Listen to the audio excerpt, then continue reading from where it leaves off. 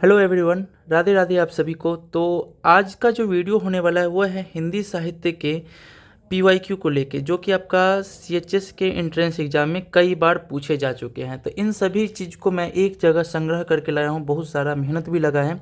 तो आप यदि वीडियो को देखना चाह रहे हैं तो शुरू से लेकर लास्ट तक देखिएगा, बीच में छोड़ने की ज़रूरत नहीं है, क्योंकि यहाँ पे बहुत सारी बातों का चर्चा किया जाएगा। और उससे भी ज़रूरी बात यह है कि हिंदी साहित्य के ऊपर मैं पूरा कंप्लीट कर चुका हूँ एक सीरीज़, जो पार्ट 1 पार्ट 2 करके पार्ट 5 तक है। हर एक वीडियो लगभग 8 से 10 मिनट का है। तो यदि आप ये पहले एक पीवाईक्यू देख लीजिए, इसके बाद आपको आइडिया लग जाएगा जो क्वेश्चन किस तरह के पूछे जाते हैं, हमारे लिए कौन कौन से रचनाकार जरूरी हैं। ठीक है, तो इसके बाद जाके वो सारे के सारे पार्ट देख लीजिएगा, वो सारा एक मैंने प्लेलिस्ट में कवर कर दिया है। ठीक है, तो चलिए आज का वीडियो हम लोग देखेंगे। ये सभी के सभी जो है पीवाईक्यू है, जो कि अलग अलग वर्षों में सीएचएस के एंट्रेंस एग्जाम में पूछा जा चुका है। तो उन सभी को मैं यहाँ पे एक जगह संग्रहित किया हूँ, अलग अलग वर्षों का है। ठीक है, तो सबसे पहले हम लोग देखेंगे ये हिंदी साहित्य का रचना एवं रचनाकार से हैं।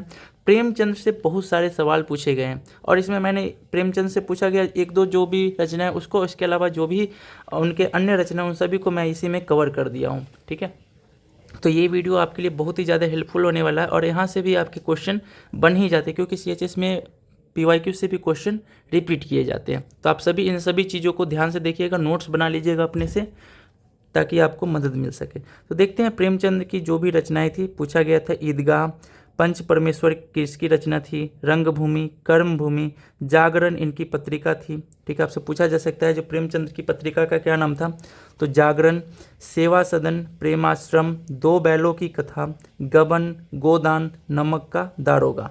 ठीक है, इसके अलावा जो है आपका ईदगाह भी कर सकते, ईदगाह तो पहले यहाँ पे लिखा हुआ है।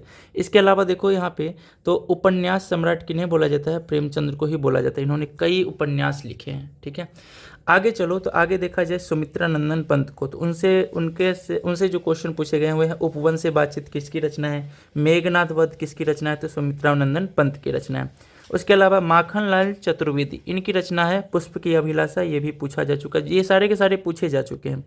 केशव दास की रचनाएं हैं रामचंद्रिका, कवि प्रिया, रसिक प्रिया। ठीक है, तुलसीदास की रचनाएं रामचरितमानस, विनय पत्रिका, कवितावली, गीतावली।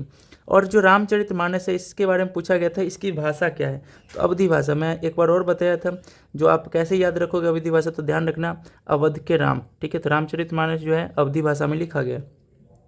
आगे हैं जयशंकर प्रसाद। जयशंकर प्रसाद ने लिखा था चंद्रगुप्त, जो कि नाटक है, उसके लहर, प्रेम पथिक, कामायनी, आंसुल, झरना। ठीक है, इसके अलावा लहर भी यहाँ पे है ही कवर। ठीक है, उसके बाद है रामधारी सिंह जिनकर, जिन्हें आप बोलते हो राष्ट्रकवि भी बोलते हो। उनकी रचनाएं हैं परशुराम की परीक्षा, रेणुका, हुंकार, उर्वशी, रश्मि रथी, संस्कृति के 4 अध्याय। ये सभी रामधारी सिंह दिनकर की रचनाएं हैं। आगे देखें हम, तो यहाँ पे देखा जाए सुभद्रा कुमारी चौहान। सुभद्रा कुमारी चौहान की रचना पूछी गई है झांसी की रानी और राखी की चुनौती। इसके अलावा एक और रचना है, ध्यान रखिएगा, वीरों का कैसा हो बसंत। ठीक है, धर्मवीर भारती की रचना अंधा युग, गुनाहों का देवता।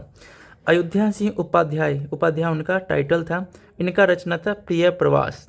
रश खान, इनका पूरा नाम भी कभी पूछ लिया गया था, तो इनका पूरा नाम क्या था, सैयद इब्राहिम, और इनकी रचना था प्रेम वाटिका। विष्णु शर्मा के बारे में पूछा गया था, पंचतंत्र किसकी रचना है, तो विष्णु शर्मा। आगे देखा जाए तो आगे है वेद व्यास। वेद व्यास ने कौन सी किसकी रचना की थी, तो महाभारत की रचना वेद व्यास ने की थी। फिर है आपके पास इंसा अल्लाह। इंसा अल्लाह ने रानीकेतकी की कहानी लिखा था। ठीक है, मैथिली शरण गुप्त साकेत की रचना की थी। चंद्र बरदाई पृथ्वीराज रासो। महादेवी वर्मा यामा की रचना की थी। सूरदास ने साहित्य लहरी की रचना की। कबीरदास जो है उनकी रचनाएं साखी, शबद और रमैनी। और इसमें जो इन तीनों का संग्रह किस में मिलता है, तो बीजक में। तो आपसे पूछा भी जाता है कबीरदास के जो इतने भी उपदेश हैं उसका संकलन किस में मिलता है, तो बीजक में मिलता है। मलिक मोहम्मद जायसी की रचना पद्मावत। महावीर प्रसाद की रचना सरस्वती पत्रिका। भटकेदार जो है उनकी रचना है जयचंद प्रकाश। बंकिम चंद्र चटर्जी की रचना है आनंद मठ। चंद्रधर शर्मा गुलेरी, उन्होंने रचना किया था, उसने कहा था। भारतेंदु हरिश्चंद्र की रचना है अंधेर नगरी, जो कि नाटक है। इसके अलावा और भी बहुत सारी चीज़ें हैं, भारत दुर्दशा, भारतेंदु हरिश्चंद्र की ही रचना है। तो यहाँ पे मैं बस केवल उन्हीं का जिक्र कर रहा हूँ जो कि पूछे जा चुके हैं। यदि आप इन सभी चीज़ का डिटेल में पढ़ना चाहते हैं तो जाके एक प्लेलिस्ट मैंने बना रखा है हिंदी ग्रामर का, तो आप उसमें जाके सारा का सारा चीज़ देख सकते हैं।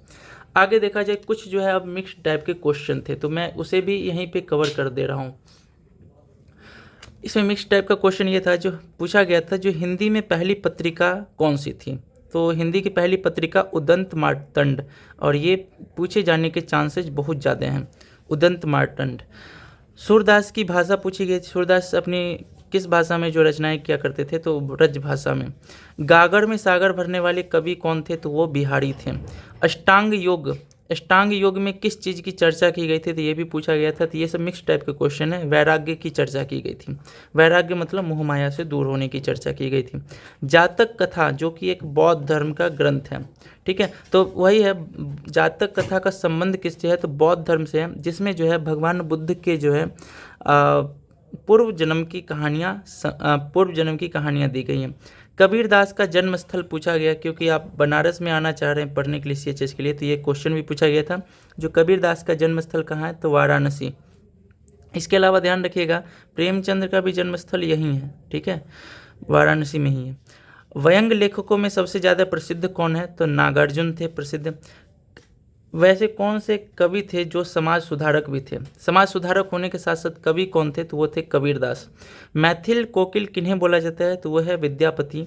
हिंदी खड़ी बोली और गद्य का जनक भारतेंदु हरिश्चंद्र, ठीक है। हिंदी खड़ी बोली का जनक और गद्य का जनक दोनों किसे बोला जाता है, तो भारतेंदु हरिश्चंद्र को। पद्मावत और रामचरितमानस, ये जो दोनों रचनाएं किस भाषा में की गई है, तो दोनों की भाषा जो है अवधी भाषा है, ठीक है। तो ये हो गया आपका पीवाईक्यू। और एक और चीज़ है कवर करने का, वो है हमारे पास इम्पोर्टेंट लाइंस, जो कि महत्वपूर्ण पंक्तियाँ या फिर कथन बोल सकते हैं, और वो पूछे गए थे। जैसे नारी तुम केवल श्रद्धा हो, तो ये जो पंक्ति है ये किसने कहा था, तो ये जयशंकर प्रसाद की रचना पंक्तियाँ थी। परहित सरस धर्म नहीं भाई, ठीक है, ये किन की रचना थी, तो ये था तुलसीदास का। सिया राम में सब जग जानी, ये भी तुलसीदास का था। तरनी तनुजा तट तमल तरुवर, तो ये किसकी है, तो लाइन्स ये है भारतेंदु हरिश्चंद्र का।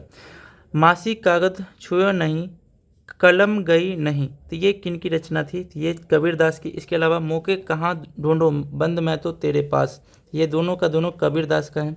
इसके अलावा हम दीवानों की क्या हस्ती आज यहाँ कल वहाँ, तो ये किन की रचना थी, या ये किन की पंक्तियाँ थी, किन के कथन थे, तो ये थे भगवती चरण शर्मा की वर्मा। उसके अलावा आगे है, मुझे तोड़ लेना वनमाली उस पथ में फेंक देना, तो ये जो है आपका माखनलाल चतुर्वेदी, जो कि शायद पुष्प की अभिलाषा से संग्रहित है, ठीक है। तो ये रही वीडियो आपके पीवाईक्यू से रिलेटेड, जिसमें मैंने सारा का सारा चीज़ कवर कर दिया। फिर मैं बता दे रहा हूँ, यदि आप इस सब चीज़ों का पूरा अच्छे से तैयारी करना चाह रहे हैं, ताकि आप सोचे जो आपका सीएचएस के एंट्रेंस एग्जाम में एक भी क्वेश्चन ना छूटे आपका साहित्य से, तो जाके आप वो सारा का सारा वीडियो देख लीजिए, जो कि पहले से मैंने अपलोड कर रखा है। एक सीरीज के रूप में प्लेलिस्ट बना हुआ है, पार्ट 1 पार्ट 2 करके सारा का सारा है। तो सभी वीडियोज़ देख लीजिए और जाके एक अच्छा से नोट्स बनाइए, याद कीजिए और तैयारी को एक अच्छा गति प्रदान कीजिए, ठीक है। चलिए मिलते हैं हम लोग किसी अन्य वीडियो में, तब तक के लिए सभी को धन्यवाद।